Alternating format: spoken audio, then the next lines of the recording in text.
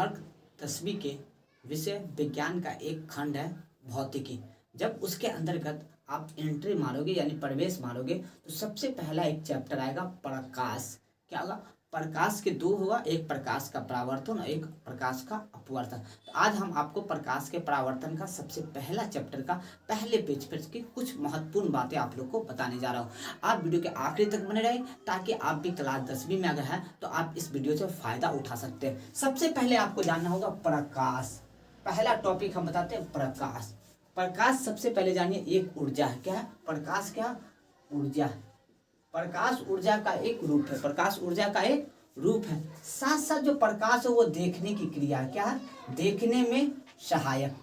देखने में सहायक कहने का मतलब प्रकाश की सहायता से ही हम किसी वस्तु को देख पाते हैं। अगर अंधा के सामने अगर आंख, एक और परिभाषा बन सकता है, अगर आपके पास आंख न हो, प्रकाश चाहे जितना भी हो, तो आंख ना होने के बावजूद भी आप किसी वस्तु को नहीं देख पाओगे। तो कहने का मतलब आंख के साथ साथ प्रकाश का होना अति आवश्यक है, तब जाके आप किसी वस्तु को देख पाओगे। तो प्रकाश एक ऊर्जा है और प्रकाश जो होता है वो देखने में सहायक है। तो आप परिभाषा बना सकते हैं कि देखने की प्रक्रिया में जिस चीज का सहायता होता है उसे हम क्या बोलते हैं? प्रकाश बोलते हैं। यानी प्रकाश की सहायता से हम किसी वस्तु को देख पाते हैं, या फिर आंख के अतिरिक्त जिसकी सहायता से हम किसी वस्तु को देख पाते हैं उसे हम प्रकाश कहते हैं। तो आप लोग समझ गए कि प्रकाश किसे कहते हैं? प्रकाश एक ऊर्जा का रूप है, या फिर उसे एक तरंग भी बोलते हैं। क्या बोलते हैं? तरंग। क्या बोलते हैं? तरंग बोलते हैं।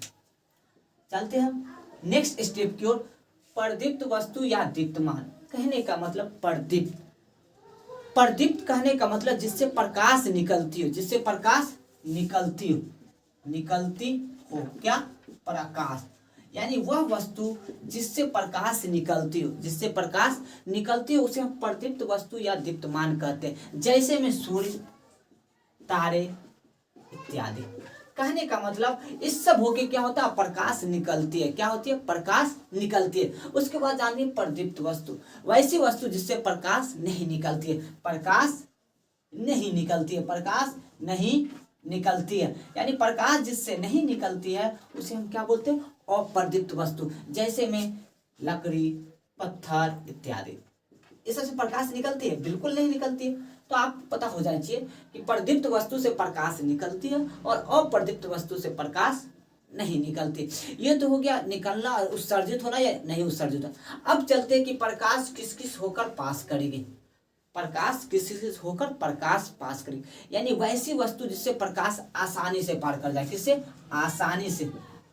आसानी से जिससे प्रकाश क्या पास हो जाए? प्रकाश। यानी आसानी से जिससे प्रकाश पास कर जाती है उसे हम क्या बोलते हैं? पारदर्शी। क्या बोलते हैं? पारदर्शी। जैसे में कांच, उसके बाद आप ले लीजिए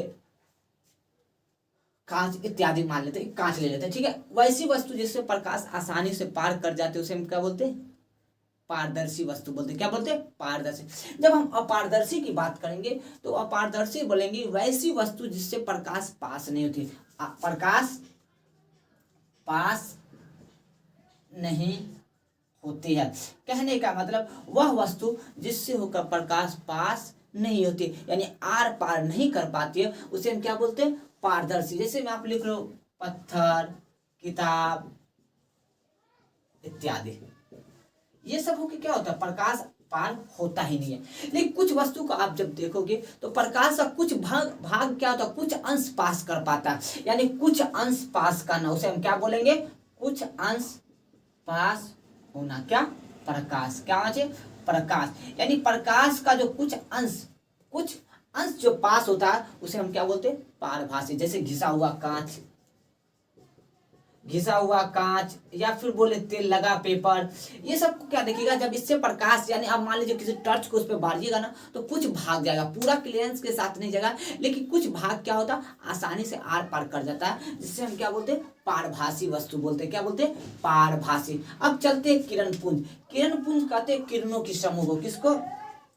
किरणों की समूह को। यानी किरणों की समूह को क्या बोलते हैं? किरण पुंज कहते हैं। अब किरण पुंज तीन प्रकार के, क्या क्या? पहला है अपसारी, दूसरा है अभिसारी और तीसरा है समांतर।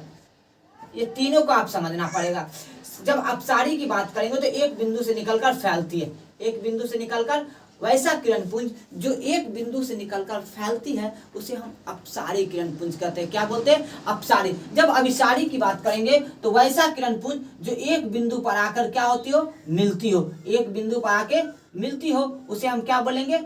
अभिसारी किरण पुंज। यानी अपसारी बोलते हैं एक बिंदु से निकलकर फैलने वाली किरण पुंज को अपसारी किरण पुंज, और एक बिंदु पर आके मिलने वाली किरण पुंज को क्या बोलते हैं? अभिसारी किरण पुंज कहते हैं। जब समांतर की बात करेंगे तो वैसा किरण पुंज जो प्रकाश किरण एक दूसरे के समांतर हो। वैसा किरण पुंज जो प्रकाश किरण एक दूसरे के समांतर हो उसे हम समांतर किरण पुंज कहते हैं। काफी इंपॉर्टेंट टॉपिक था ये। जब आप जानकारी प्राप्त हो तो आप आगे पढ़ने में आपको आसानी होगा। आप, मुझे आशा है कि आप लोग समझ गए होंगे। तो वीडियो को जरूर शेयर करें ताकि बच्चे और भी इससे फायदा उठाए। मैं शॉर्ट ट्रिक्स इसलिए बताया कि आप परिभाषा के साथ वीडियो बहुत लंबा है, आप भी वॉच करने में बहुत सर क्या हुआ, तो इसलिए मैं शॉर्ट ट्रिक्स बताया।